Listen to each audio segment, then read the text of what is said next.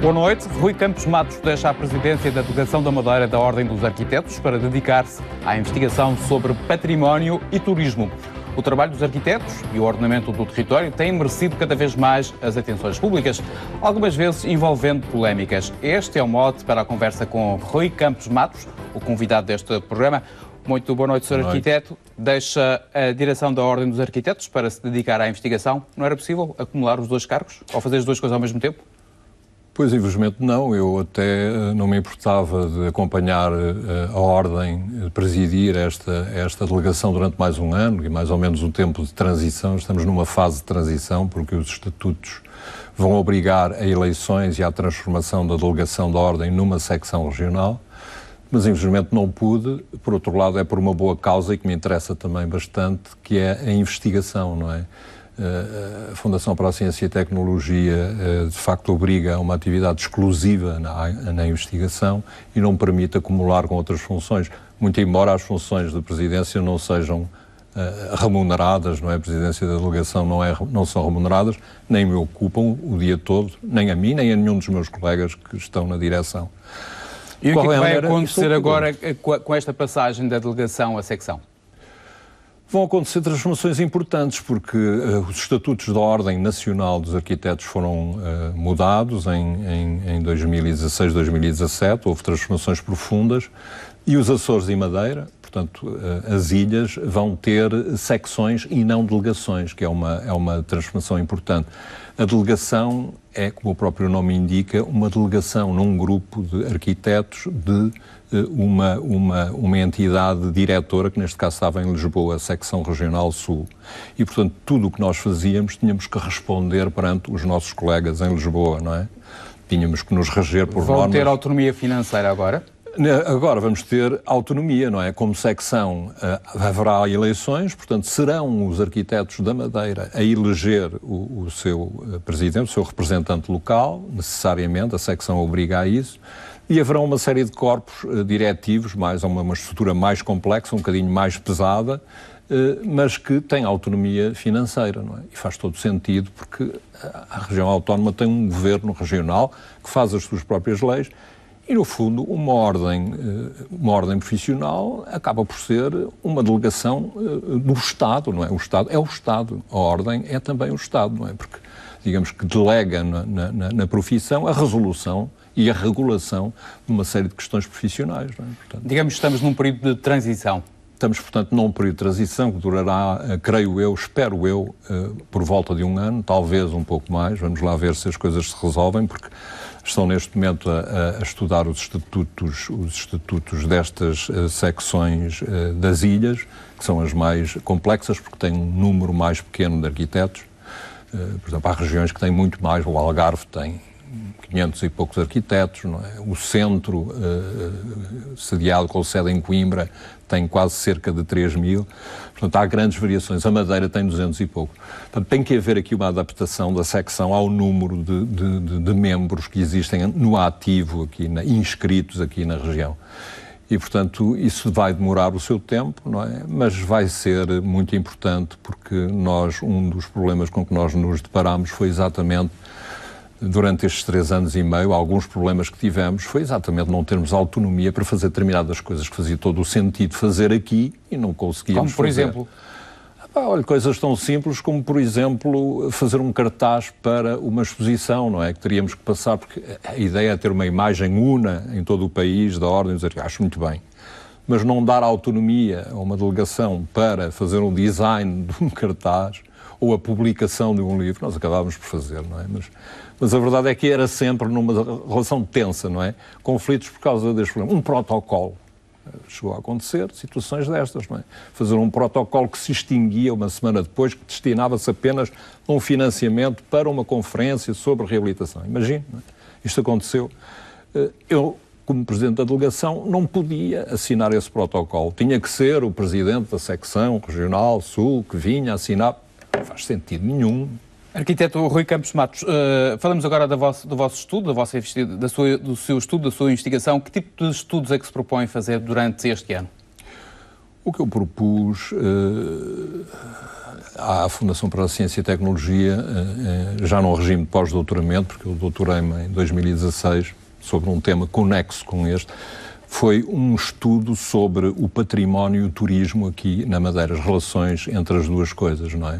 Dar a conhecer um património que muitas vezes não é conhecido e que é muito rico. Ou seja, por exemplo, vou-lhe dar um exemplo, a dita arquitetura modernista no Funchal e na Madeira, que existem belíssimos exemplares que estão fora dos roteiros turísticos. Por exemplo, os bairros periféricos de gênese ou espontânea ou desenhada que existem no Funchal. Vou-lhe dar outro exemplo, por exemplo, a Nazaré é um bairro de uma qualidade urbana extraordinária e, no entanto, está fora dos roteiros turísticos da Madeira. As paisagens, usualmente se chamam as paisagens humanizadas da Madeira, ou antropizadas, se quiser. Temos uma paisagem riquíssima, que é a arquitetura também, não é? Os poios agrícolas, etc. As transformações dessa paisagem. O que sucedeu? Há locais turísticos que estão um pouco esquecidos nessas paisagens. São muito conhecidos, por exemplo, o Parque Natural, o mar e a visita ver as baleias, ver a fauna marinha, os parques naturais, são um prato forte da Madeira. Mas há outro que é interessantíssimo, que é essa paisagem ocupada e humanizada. Muita dela está fora dos circuitos turísticos essenciais e tem um papel importante no turismo cultural. Eu propus-me exatamente dar a conhecer um pouco dessa realidade. Não é? No fundo, isto quer dizer que não vai centrar a sua investigação toda no Funchal? Não. Estende-se também à Madeira e tem sempre um cunho comparativo, porque eu vou alargar a minha investigação não só à Madeira, mas fazer um estudo comparativo com os nossos vizinhos, com os canários. Não é? As Canárias têm uma importância muito grande desde o século XIX que tiveram connosco. Portanto, há paralelos e contradições e diferenças e divergências a estudar e a perceber. Eles têm aqueles 18 milhões de turistas, não é? Quase tantos como Portugal continental, e nós temos aquele 1 milhão e pouco. Há uma diferença substancial entre os dois arquipélagos. De qualquer forma, há problemas comuns, não é? E há uma história comum. E interessa sempre comparar com outras realidades que não apenas a nossa realidade um pouco fechada da ilha, não é? Já se pode fazer esta pergunta: qual é a grande riqueza do nosso património nas décadas de 30 e 40 do século passado, do século XX? É vasta, não é? Há tão grande. Repare, nós temos nos anos 30 aquele grande impulso do Fernão Ornelas da nova cidade do Funchal.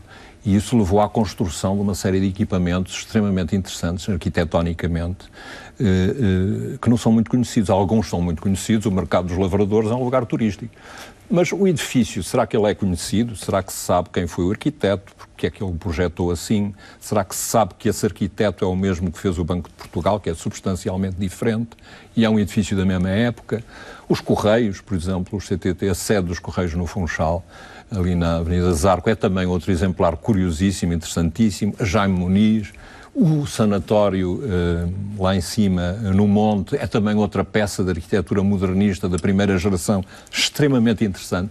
São edifícios que vale a pena conhecer e que outras cidades do mundo têm os seus roteiros específicos e incluem-nos para os turistas que vêm cá com interesse de conhecer a cidade, muitos com interesse de conhecer belos edifícios, também os poderem ver. Não é? Portanto, o objetivo é incluir os edifícios da arquitetura moderna nos roteiros turísticos, como já disse. Exatamente. Mas a Madeira tem sabido aproveitar, digamos assim, este património imóvel para a promoção da própria ilha, do próprio arquipélago, ou ainda falta fazer muito nesta área, na área do turismo cultural? Eu creio que ainda falta exatamente este património que está um pouco fora, digamos assim, está um pouco esquecido dentro desses roteiros. Há, evidentemente, que edifícios como a sede do Funchal, não é? A Igreja do Colégio, o Museu de Arte Sacra, são ícones da nossa riqueza, não é? Patrimonial e conhecimento. Portanto, todos esses estão já muito conhecidos e estão em todos os roteiros e estão explicados, etc. Estes outros de que eu lhe falei, alguns deles não estão e merecem estar, não é? E não só esses, podemos avançar um pouco mais no tempo, chegar aos anos 60 e 70 e descobrir também alguns edifícios interessantes que mereciam já ser visitados e conhecidos, não é? E edifícios e bairros urbanos, não é? Portanto, o urbanismo também é desenhado e concebido. E o Funchal teve aqui excelentes arquitetos. Repara, a Ordem fez uma exposição dedicada ao plano diretor do Rafael Botelho, dos anos 70, e o Rafael Botelho é o arquiteto que desenhou o bairro da Nazaré. O bairro da Nazaré é um exemplar interessantíssimo de bom urbanismo, não é? De bom desenho urbano, não é? Equilibrado, com árvores, com espaços verdes, não é? Etc. O senhor vai fazer esta investigação através de uma bolsa, que é a bolsa da Fundação da Ciência e Tecnologia. É difícil conseguir financiamento para estes projetos? É difícil, olha, um dos financiamentos é feito pela Fundação para a Ciência e Tecnologia, mas de facto eu tive que concorrer entre muitas centenas de concorrentes, não é? O meu projeto ficou em 12º lugar entre muitas centenas, não é? Portanto, tem que ser um projeto bem fundamentado, tem que ter uma utilidade, e foi isso que eu procurei também, não ser só a investigação pura, não digo que não seja importante, mas não ser só a investigação pura, mas ter uma utilidade imediata para uma indústria que é importantíssima nesta região, que é a indústria do turismo. Ou seja, vai ficar tudo em livro? Vai ficar tudo em roteiros, em livro, em publicações científicas, evidentemente, essas menos lidas, mas que para as pessoas que se dedicam a este tema também são importantes, porque não é só o conhecimento que depois é produtivo no sentido turístico, é também um conhecimento histórico e fundamentado desses edifícios, da sua arquitetura, do seu enquadramento num contexto mundial e local, que é importante dar a conhecer. Não é? Arquiteto Rui Campos Matos, já aqui fizemos referência, o senhor fez doutoramento em turismo terapêutico, o que de alguma maneira é a gênese do turismo madeirense. Que lições é que se podem tirar da história para a atualidade? Olha, muitas. Em primeiro lugar, comparar, digamos assim, as pegadas que deixam num território como a Madeira, o turismo da era do século XIX, o turismo oitocentista, o chamado turismo terapêutico, e a pegada que deixa o turismo atual, não é? Eu diria que a partir dos anos 60, 70, com o nascer do turismo de massas, a pegada que o turismo deixa no território, não é? É mais pesada do que aquela que deixou o turismo terapêutico, que era um turismo, no fundo, de quintas, não é? Eram quintas que se alugavam e, portanto, as quintas, para nós, hoje, fazem parte da identidade e do caráter da nossa paisagem, do anfiteatro do Funchal, e não só. Essa gente alojava-se nessas quintas, era gente com outras posses, gente de posses, não é só quem tinha dinheiro é que podia vir aqui encoradar, e deixa, de facto, há uma lição a aprender com esse turismo. É um turismo que, digamos assim, tem uma pegada leve sobre o território, não é? E até chega a pôr em evidência algumas das suas qualidades e reforçá-las. O turismo de massas é um pouco mais negativo. O turismo, às vezes, é predador dos espaços, e é isso que nós temos que procurar evitar. Portanto, esse paralelo é muito importante traçá-lo. E depois não é só isso, há esse património riquíssimo das quintas e da arquitetura dessa época que é preciso conhecer e dar valor, não é? Voltamos a falar da Ordem. A que balanço é que faz a estes 3 anos e meio de mandato? Foram 3 anos de grande atividade, de grande participação, com uma equipe extraordinária, os colegas que estiveram comigo, muito coesa, nem sempre de acordo uns com os outros, porque todos temos posições diferentes, é natural, mas trabalhámos todos muito empenhadamente e pro bono, como eu disse, para pôr os arquitetos, dar um palco aos arquitetos, fazer com que eles fossem um pouco mais conhecidos como profissão. E, de facto, conseguimos abrir uma sede no centro do Funchal, que não é só um escritório, onde as pessoas vão lá inscrever-se e tratar de burocracia, mas é também um local onde há exposições, eventos culturais, música, debates, apresentação de teses e de conhecimento. Enfim, um espaço polivalente que eu creio que começou a funcionar e de certa forma, marcou também um pouco a agenda cultural no Funchal nestes últimos 3 anos. Isso para nós é um grande prazer. A Ordem ganhou, digamos assim, uma nova imagem? Eu creio que sim, que a Ordem ganhou. Nós conseguimos, de facto, pôr os arquitetos no mapa e prova disso está, talvez, nas últimas eleições, o facto de muitos colegas meus estarem nas equipes concorrentes às câmaras, nomeadamente por ocupar o cargo de vereadores de urbanismo. Os arquitetos têm que começar a ter uma participação maior nestes cargos políticos. Na Assembleia, temos colegas na Assembleia, mas nas câmaras, nestes lugares, são importantíssimos, não é? E é importantíssimo porque a arquitetura não se faz só no desenho, Faz-se fazendo leis, participando, não é? Regulando, não é? E aí, de facto, o nosso papel é importante. A classe já recuperou da crise ou ainda não? Eu creio que vai demorar ainda algum tempo a recuperar, porque, de facto, Portugal sofreu este episódio terrível, que desmantelou praticamente a nossa construção civil. A arquitetura sofreu muito, muitos arquitetos jovens tiveram que emigrar, e nós estávamos numa posição relativamente frágil, porque nos últimos 30 anos, olha, para lhe dar um exemplo, quando eu me formei, havia 2 escolas de arquitetura, Lisboa e Porto. 20 anos depois havia 30 escolas de arquitetura. Portanto, Portugal, nós temos 20 e tal mil arquitetos em Portugal. É difícil arranjar trabalho para todos estes arquitetos. Se pensarmos, sobretudo, por exemplo, um país como a Suécia, terá uns 7 ou 8 mil arquitetos, que tenham quase com a mesma população de Portugal. Portanto, você veja a diferença entre uma coisa e outra. Portanto, houve vários fatores que dificultaram a vida muito aos arquitetos, que hoje têm uma situação de trabalho muito, muito difícil e muito degradada, não é? Em termos se quiserem exercer a sua profissão com rigor e com honestidade, os honorários que lhes são atribuídos estão muito degradados. É mais difícil ser criativo em tempo de crise, por exemplo? Bem, puxa mais pela imaginação, é mais difícil, mas às vezes as crises são estímulos para nós nos reinventarmos, não é? Esta crise veio, de facto, com o drama da construção nova, e repare que o próprio paradigma da indústria, da nossa indústria da construção civil, de repente se altera e, em vez de construir de novo, começa a reconstruir, a reabilitar. São os tais Todos nós tivemos que nos adaptar a esta nova realidade, que é muito mais interessante e muito mais rica, porque as nossas cidades estão cheias desse património já construído. Se calhar não precisamos de fazer muito mais de novo, está a ver? Temos que pegar no que temos e adaptá-lo à nossa vida. Os arquitetos estão aí para isso. A esse propósito, como é que olha para as zonas históricas do Funchal? Bom, a Câmara do Funchal estabeleceu as ARUs e as ORUs, não é? O que falta fazer, há um trabalho que foi importante, que foi feito aí, não é? O Funchal está em linha com as principais cidades do país nesse aspecto. O que se pede agora é que haja, de facto, uma disciplina e uma disciplina na reabilitação, porque nem tudo é reabilitação. Inclusivamente há reabilitação que era preferível que não fosse feita. Às vezes é preferível deixar cair um edifício do que reconstruí-lo mal, não é? Reconstruir mal, às vezes é tão mau ou pior do que deixar cair ou deixar em estado de ruína. Portanto, mas há casos desses também no Funchal?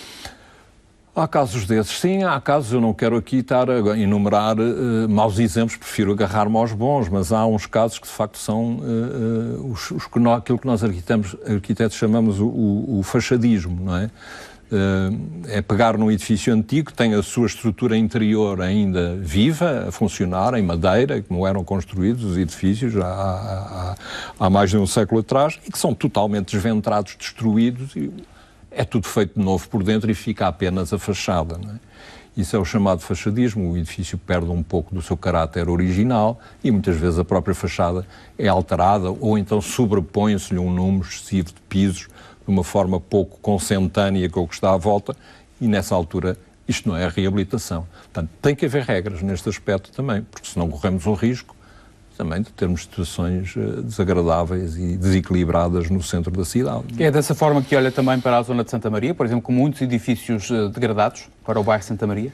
O bairro de Santa Maria tem sofrido um processo agora grande e muito rápido de recuperação devido ao aluguer de curta duração. Há um investimento, isso é muito importante. A estrutura física, eu diria, do bairro de Santa Maria tem beneficiado com este aluguer de curta duração.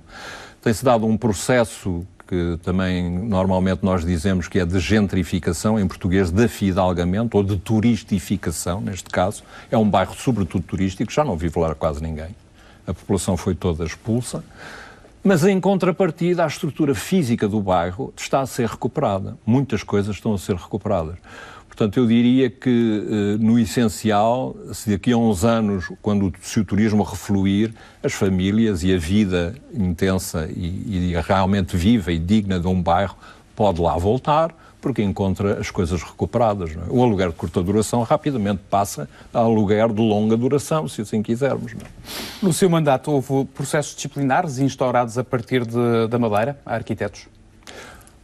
Houve, mas nós não tratamos deles, porque eu explico-lhe porquê. Lá está, a delegação não tem poderes para tratar de processos disciplinares interpares, não é? Mas quais são as falhas mais graves? Normalmente entre colegas são questões entre colegas de autoria, de um trabalho que era deste e passa para aquele, de um cliente que se... Aquelas coisas normais que há em todas as profissões, mas que têm que ser resolvidas internamente por um conselho de disciplina independente. O facto de sermos uma delegação, todos os problemas que surgem passam imediatamente para os juristas em Lisboa e para os nossos colegas que estão em Lisboa, não é? Esses são pagos mesmo para fazer. Quase todos os dias saem leis novas. Dada a complexidade da lei, é possível fazer projetos 100% legais? Se quer que eu lhe diga a verdade, acho que não.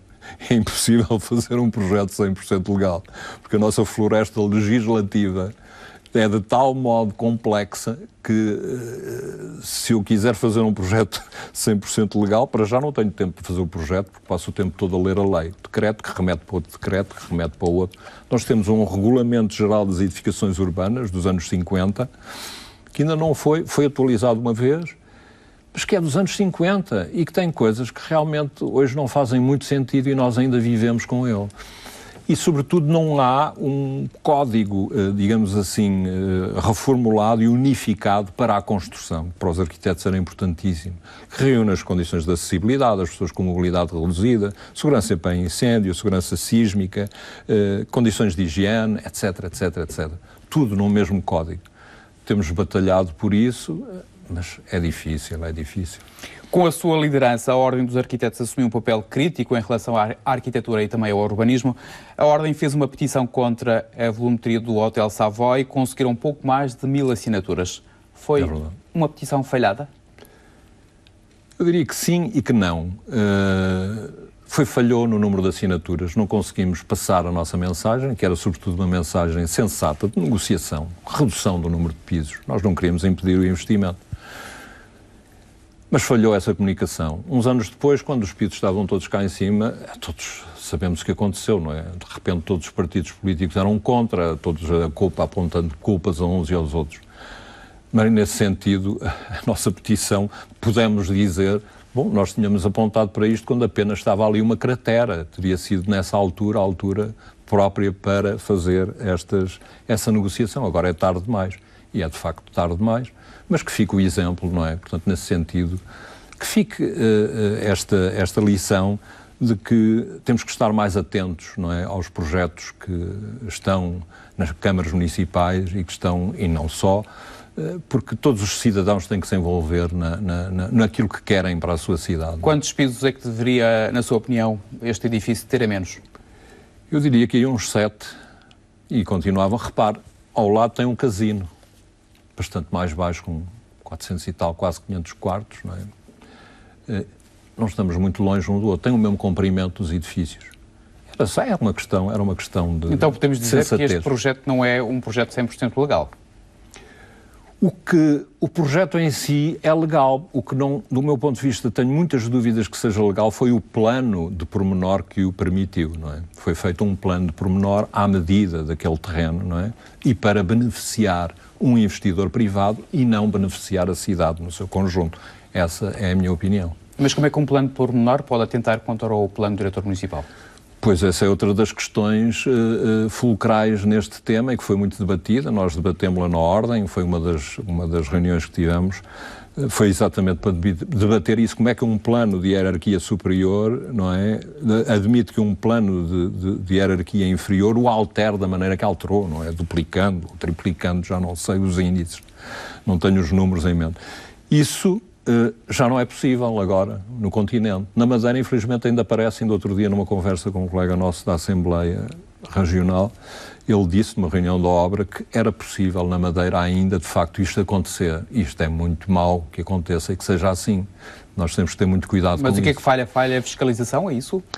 Não, o que falha é a própria lei, neste caso, que permite que um plano que lhe diz que você pode construir 5 andares neste sítio, venha um outro plano encomendado pelo investidor privado e que lhe diga que não, com este plano que você fez, pode construir 10, mesmo não respeitando o plano original, o anterior.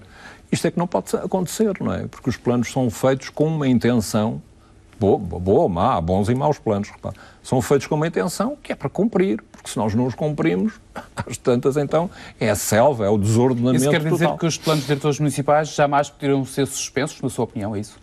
Não. Vamos lá ver.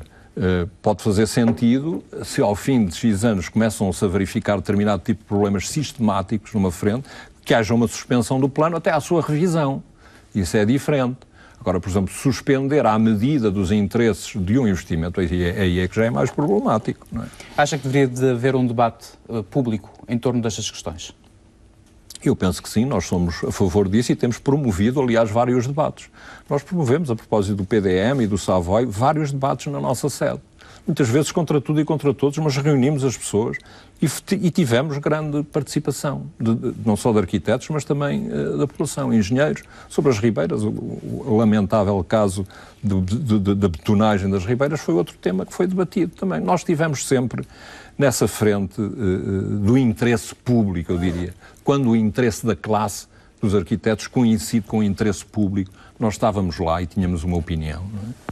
Procurámos isto. E em termos das pontes, foi um erro, digamos assim, de ter aquelas pontes abaixo sem se ter feito um estudo prévio?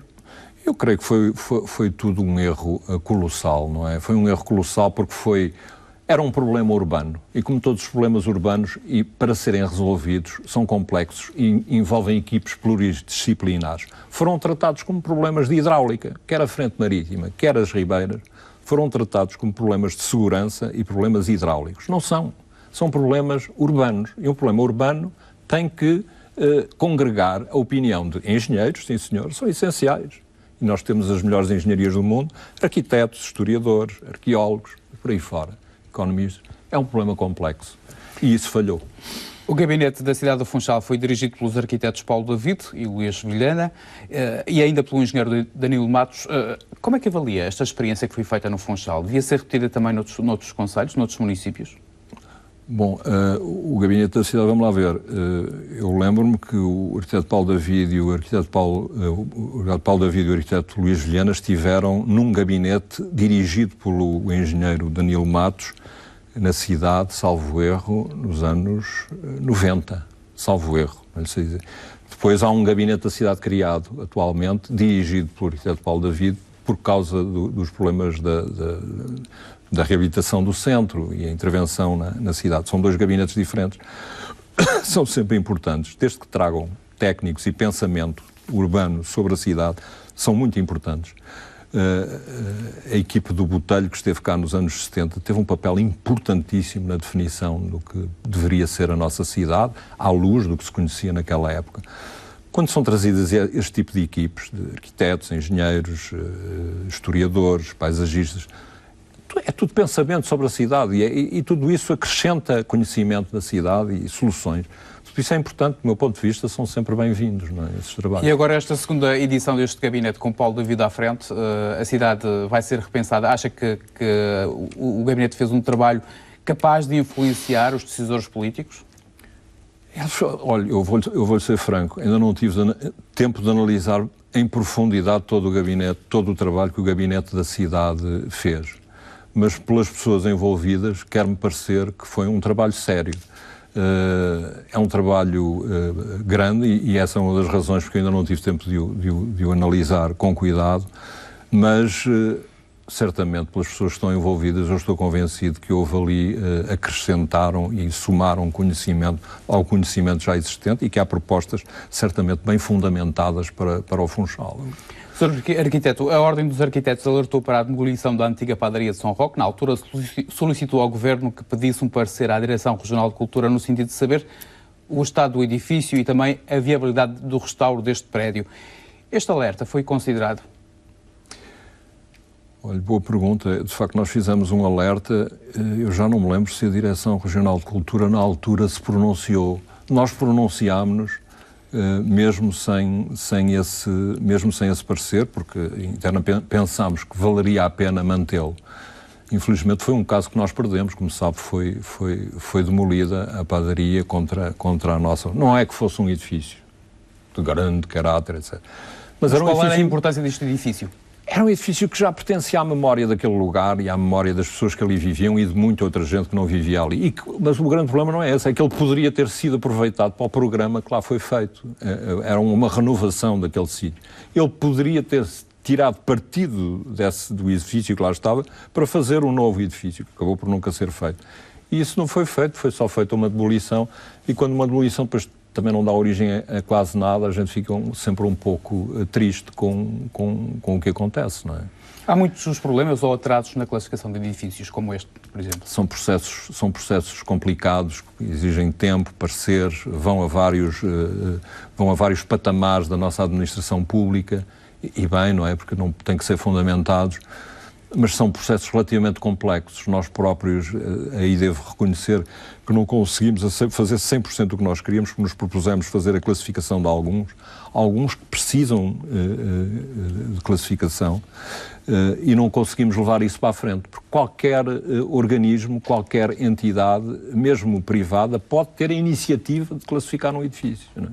Só que isso depois dá trabalho, dá tempo, exige esforço, exige disponibilidade, não é?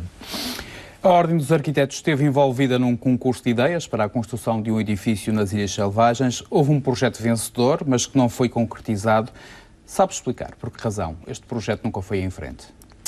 Pois realmente tenho imensa dificuldade em explicar-lhe isso, sobretudo porque tínhamos um projeto, houve 60 projetos, aquele foi escolhido, era o melhor projeto de um grupo de 60, um projeto, do meu ponto de vista, bastante bem, exemplar, da maneira como se integrava na ilha, naquele ambiente muito peculiar de parque natural. Houve uma colaboração das pessoas do parque e da Secretaria do Ambiente no início, na montagem de todo o concurso, e de repente aquilo tudo caiu. E o que nos aparece lá, eu não tenho outra maneira de descrever aquilo, peço desculpa, mas é uma barracaria infame. É um bairro de lata, não é? E é uma coisa que Portugal nunca deveria permitir que fosse feita, digamos assim, no limite do seu território a sul, não é? E é assim tão mau para a imagem das ilhas? É péssimo para a imagem das ilhas, péssimo. Ainda mais porque Canárias houve uma altura em que reivindicava aquele território. Nós tínhamos obrigação de ter sido exemplares ali, não é? E não fomos. E nós alertámos, escrevemos cartas à Presidência da República, tudo quanto estava ao nosso alcance, nós fizemos. E não conseguimos, perdemos a batalha. Voltemos agora a outro ponto, a um ponto também que foi um cavalo de batalha, digamos assim, vosso, que foi alertar para a necessidade de recuperar a Fortaleza do Pico. Como é que olha para o restauro, agora que o assunto já está mais ou menos resolvido? Pois nós, relativamente à Fortaleza do Pico, tanto quanto me lembro, havia um concurso, quando nós nos pareceu que não era o melhor, era um concurso que partia logo para uma concepção construção, não é? Com um programa pesado, e do nosso ponto de vista havia que haver um grande cuidado a olhar para aquele edifício, porque os fortes são sempre edifícios extremamente complexos de intervir. A intervenção moderna em fortes é sempre extremamente complicada. Por causa das ameias, das esplanadas, enfim. Parece que são muito bons, têm muita vista, mas depois vamos a ver e não se consegue fazer nada lá dentro. Portanto, o nosso primeiro cuidado era escolher o que se vai fazer lá dentro e depois então abrir o edifício ao público. Parece que foi, apesar de tudo, há uma intervenção, não houve concurso de arquitetura, a pena nossa, mas há uma intervenção relativamente contida, controlada pela DRC, portanto estou em crer que o edifício não será lesado por causa dessa coisa e vai até valorizar-se. Na sua opinião, quais são os grandes desafios que se colocam ao trabalho dos arquitetos aqui na Madeira? Olha, os desafios, em primeiro lugar, do meu ponto de vista, continua a ser reabilitar, não é? Preparar-nos todos para trabalhar nesse mercado da reabilitação. O segundo desafio, que é o desafio dos arquitetos da Madeira, mas é também o desafio dos arquitetos portugueses, todos os arquitetos, é arranjarmos uma maneira de sair desta situação de degradação das condições de exercício da profissão, não é? Temos que, de facto, estabelecer regras para a prática profissional, porque somos muitos, porque o mercado ditou as suas leis, como sempre nestas situações o mercado dita as suas leis, e agora é tempo de tentar, digamos assim, compor ou repor um mínimo de dignidade no exercício desta profissão, que de facto sofreu muito e está em muito más condições em Portugal. e espantosamente com uma projeção internacional extraordinária. A arquitetura portuguesa é vista na Europa como uma das melhores da Europa. E os arquitetos madeirenses também têm muita projeção? Então temos entre nós um prémio Mies van der Rohe, que é o arquiteto Paulo David, não é? E temos trabalhos muito bons de arquitetura contemporânea aqui na Madeira, não é? Portanto, é uma arquitetura que não se envergonha de si própria e que merecia ter e merece ter uma projeção fora da Madeira, não é? A massificação e a construção em altura é a pior ameaça, digamos assim, ao trabalho dos arquitetos, tendo em conta o enquadramento, a paisagem natural e a paisagem urbana? Sim, assim, essa massificação, a construção em altura, compacta, depende dos sítios onde ela é feita. Há sítios onde isso se pode fazer, há outros onde não o podemos fazer. Se eu decidir, olha, nos anos 50 havia um plano para deitar abaixo o bairro de Santa Maria do Calhau e fazer edifícios de 12 pisos. Felizmente não foram feitos. Nem todos os planos são bons, como eu digo. Portanto, isso seria um disparate enorme, à luz do que nós hoje conhecemos. Na época, evidentemente, nós não podemos julgar os nossos antepassados à luz daquilo que hoje pensamos. Mas se esta massificação e essa construção em altura e em massa, o sítio for bem escolhido e fizer sentido naquele sítio e todos estivermos de acordo que ali é possível e que tem as infraestruturas necessárias, não tenho nada contra isso. Agora, não venham fazer isso em bairros com história, com caráter, que já tem uma consistência, digamos, uma solidificação arquitetónica, em que isso seria uma descaracterização, não é? Arquiteto Rui Campos Matos, muito obrigado por ter vindo à RTV Madeira. Nós colocamos um ponto final neste programa de entrevista. Assim especial, desejo uma boa noite e também um bom fim de semana.